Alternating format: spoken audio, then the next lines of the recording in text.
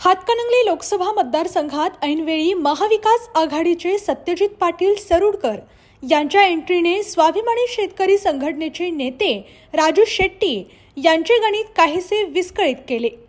बहुरंगी लढत होत असली तरी आघाडीचे पाटील सरुडकर, स्वाभिमानीचे शेट्टी व महायुतीचे खासदार धैर्यशील माने यांच्यातच फाईट होणार आहे। गेल्या निवडणुकीत वंचितने शेट्टींचे विजयाचे गणित बिघडवले, परंतु या निवडणुकीत तो फॅक्टर नाही। मात्र जातीचा मुद्दा महत्त्वाचा ठरणार आहे।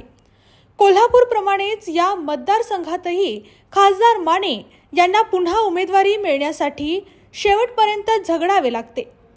भाजपने या मतदारसंघावर दावा सांगितला होता, त्यात भाजपचे सहयोगी आमदार प्रकाश आवाडे यांनी ही निवडणूक लढवण्याची घोषणा करून वादळ उठवून दिले।